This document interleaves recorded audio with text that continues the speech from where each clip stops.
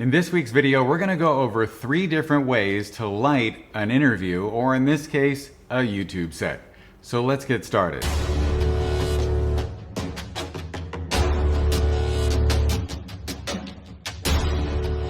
If you're not already subscribed to the channel, if you could please subscribe now, turn on the bell, and smash that thumbs up button, I would really appreciate it.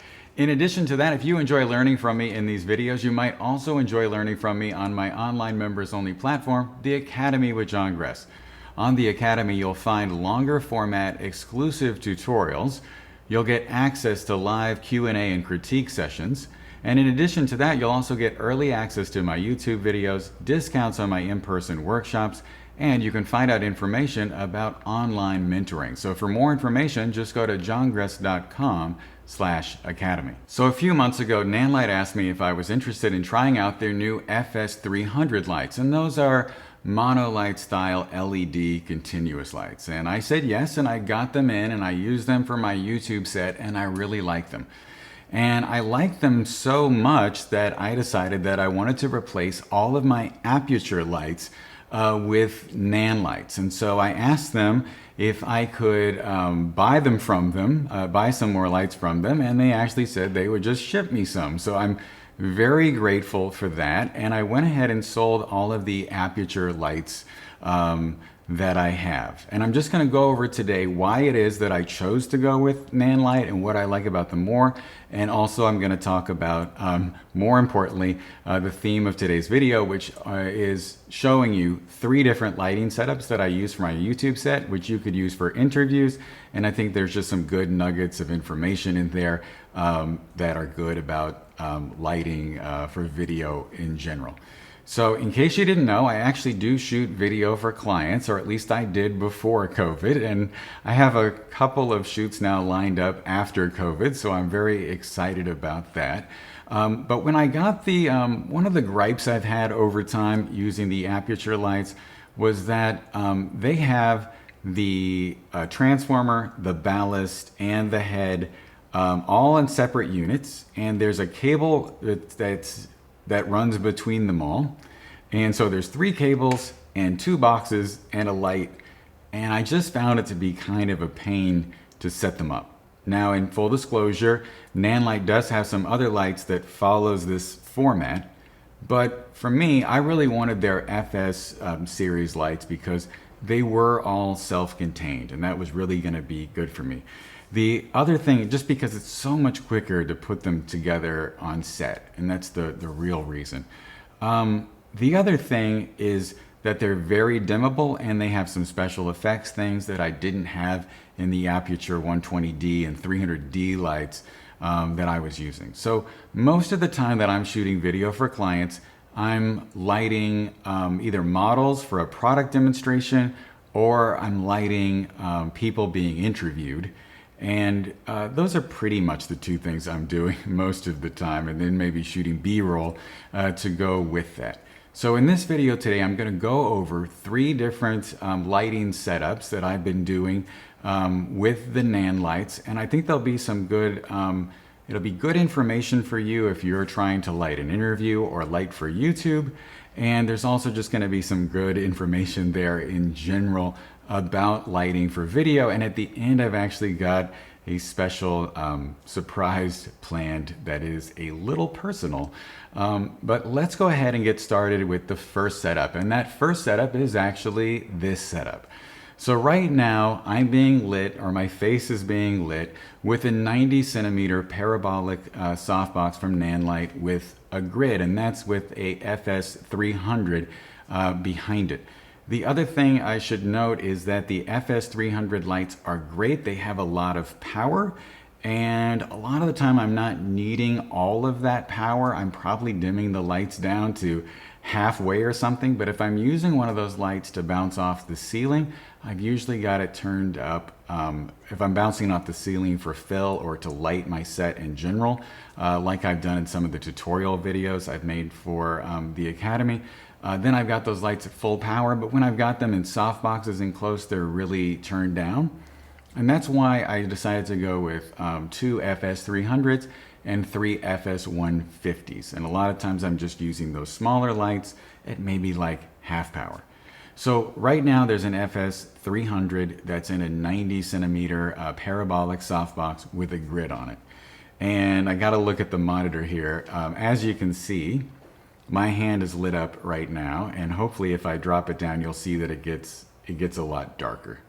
And that's what the grid is doing. The grid is keeping the light focused more on my face and then having it fall off on my clothing. And so I find that to be really useful. Now on my left side here, I have a V-flat, world V-flat with the black side out. And I'm doing that so that I can block light from the main light from reflecting off of the window or the curtains that I have over on this side. I'm just trying to create a little more contrast. And then my hair light is an offset strip, also with a grid on it, and it's just pointed at the top of my head with an FS150 turned down really low. I think it's about 7% actually.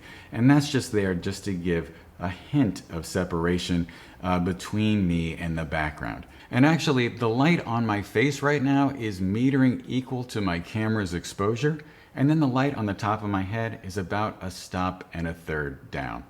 And I'm not giving you exact numbers, and that's because I'm using neutral density filters on the camera, and it gets very confusing.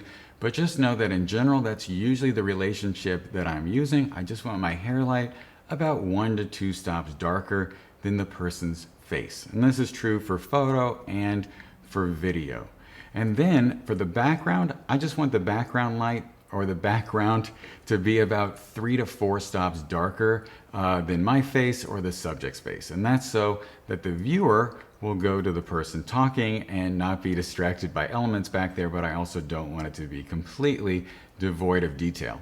So to light this shot, I'm using a Nanlite Compac 200B. And if you're a photographer and you've been working for a while, you're probably familiar with using a light table. And the Compac 200B does look like a light table, only it is an LED fixture that you can dim, or you can dim completely from basically like all the way down to all the way up. And that's great about it. But the other thing is you can change the color temperature if need be from 3200 Kelvin to 5500 Kelvin. And I could see changing the color temperature in the background sometimes if I'm sort of going with a nighttime scene to make the background look more amber, and then perhaps lighting the person daylight. That's not something I'm doing right now, but that is an option. And I'm bouncing the Compac 300 off of my ceiling because I just want indirect fill, and I've got it turned up all the way.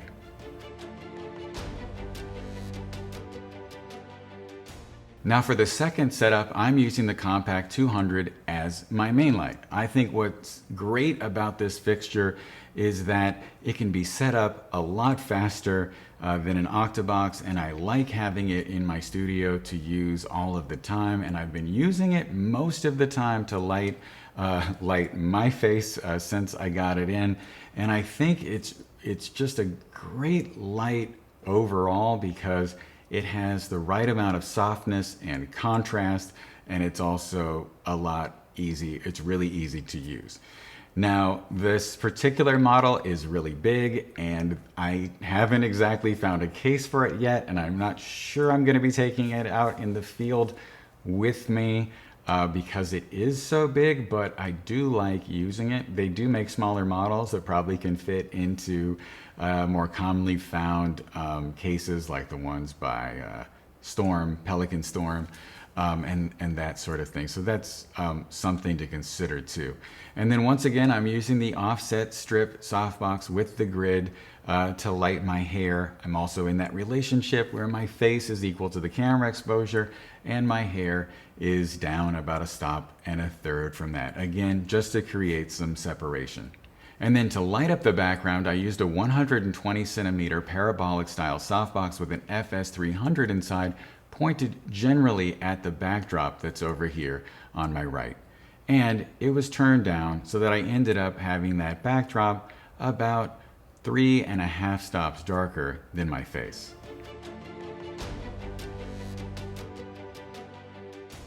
So for this third setup, I used a 60 centimeter lantern style softbox. And this is actually the very first time that I've used anything like this. And I was really excited to get this modifier because I figured that I could hang it between two people while I was interviewing them and use it for fill. I could, of course, use it for a main light on a talking head. I could use it in a sort of dramatic or B-roll situation where maybe I had two people facing each other at a table and I wanted to light them from the center.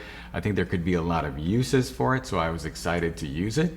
And then I also use the offset strip with the grid once again behind me with an FS150 inside, and that was lighting up the top of my hair and my shoulders, of course. And once again, it was a stop and a third darker than the main light. And then in order to create a really dramatic background, I took an FS300 and put it in their Fresnel lens attachment with barn doors on the front. And I pointed that towards a homemade cucoloris that I made in another video in order to create this modeled pattern on the backdrop. So now we're going to get to that part where I said there was going to be a little bit of a bonus at the end. And so you might not believe this, but I'm actually fairly critical of the way that I look on camera. In fact, I avoided being on YouTube for the longest time because I don't like pictures of myself. In fact, if you look at my Instagram, very seldomly do you see my face on there. And it's something that I've had to work through and get used to being on camera. But if we look at this setup using the lantern, I don't think that this light position where the light's coming directly from the front in that beauty dish position is that great for the shape of my face. And I've noticed this in photography, that not everyone's face looks great lit with a beauty dish in that position. Some people need the light to be more loop lighting, like the light that you see right now, where this light is at 1 o'clock. And some people might need more Rembrandt lighting, where the light is more coming across their face and creating a lot of shadow on this side. It really just depends for the individual person what looks best for them. And as an aside, I've also learned that when I'm using a cut camera, it's best for me to put that on the shadow side of the setup than on the light side of the setup. That just creates more drama and makes it look a little more cinematic. So this is where it's going to get a little bit personal. So my friend Gary Hughes, who's a really great headshot photographer, told me that I would look better if I was lit from camera left. And the reason for that is that my nose bends slightly to my right. And the other thing is that he said my right eyelid is not quite as open as my left. And this is where it does get more personable. I've always avoided being on camera, and it took a lot for me to be on YouTube, mostly because I was always more comfortable being on the other side of the camera.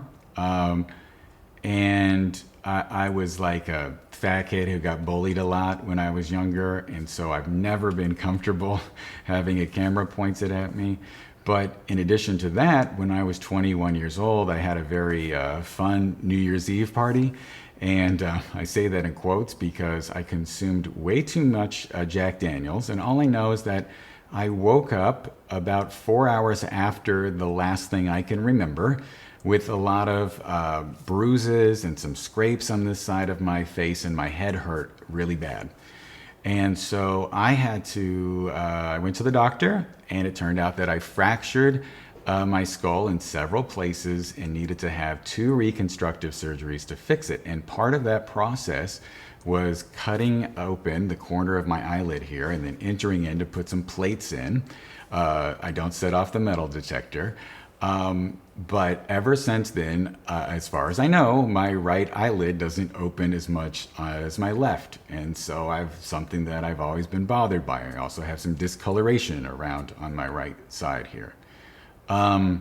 But I say all of that to say that's why my right eyelid doesn't open as much. And Gary said that I would look better if I was lit from this side, because that would make my smaller eye look bigger, and it also would correct the bend in my nose. So I'll put up on screen right now how I used to light myself from camera right, and you can sort of see that and see what that looks like.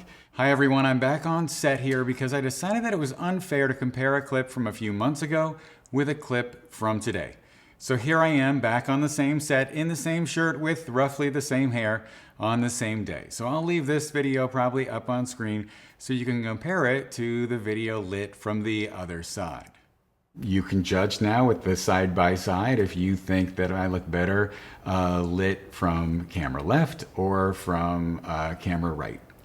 I think that I'm gonna go with camera left from now on, and I know that I probably will not go with the light directly over the camera. There's nothing wrong with the 60 centimeter lantern. I think it's a great modifier. It's just that it's not good for the shape of my face. So maybe this is something you can keep in mind when you're shooting and working with talent, whether that's for video or for photo, that maybe the light you're using isn't the best for their face, and maybe they'd look better if you moved it to the other side or away from the center.